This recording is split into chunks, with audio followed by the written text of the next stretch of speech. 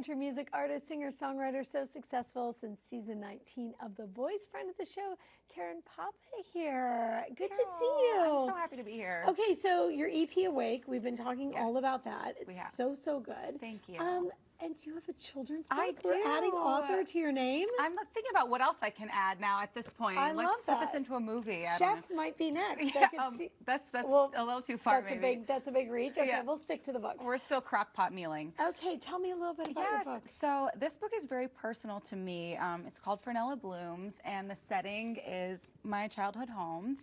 And I've had this idea in my phone, you know, your notes app, you just write everything down, for me at least, as a songwriter. I feel like artists are so good at that. I am so clumsy at it, but maybe if I did, I'd have a book to my name. You might. I had this idea in my phone for a really long time, and at the top of the year, I just said, I have to just put this out there. It's a topic that I've come back to so many times, about just wanting to reinvent the wheel, feeling like I need to be like everybody else to be successful, to look and sound like everyone else, especially in the music industry. I got to wear the cowboy boots and everybody has blonde hair, or you just try to find your way. And I realized it's something I have to keep realizing, but just being myself is special and unique. And it's kind of like the ugly duckling story, but a little better.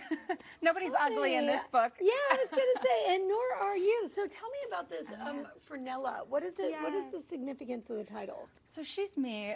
Fernella is the fern in the garden, and she is growing amongst all these beautiful roses and sunflowers. And she fears the gardener is going to pluck her because she doesn't bloom and grow like the others. But the gardener admires her for the way that she is and her beautiful fronds and how they blow. And he, you know, realizes she's a vital part of the garden. And so she ends up learning that she blooms in her own way. And so I hope readers take away, you know, self-love and acceptance, and being unique is special, and that's the best part about you. Did this feel vulnerable? I'm It kind of did. I'm hearing it a little bit in your voice because It did. because you were like, okay, I'm really putting my heart out there in a very different way from songwriting. For sure. It's very vulnerable. It's still written in lyrical rhyme, so it has that songwriter vibe to it. Oh, that's actually good as a reader. You know, as parents who are reading out loud, it's kind of nice when you have those nice rhymes. It is. So it is very vulnerable for me. And I think something, like I said before, it's something I keep coming back to. You know, in middle school, you try to find your friend group and you find your way. And then the music industry, you try to find your way as an artist. And so I think, yeah, for me, you put middle school and music industry in the same sentence. Because it really feels the same, Carol. No. Oh, that just made me bristle. All artists out there, I'm so sorry. It's middle tough. school's the worst.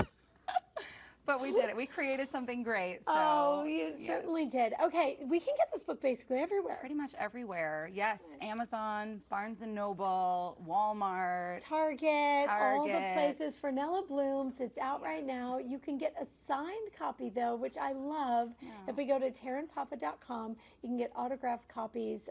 Send her a message. She'll get that out to you as well. So cool. Fernella Blooms by Taryn Papa.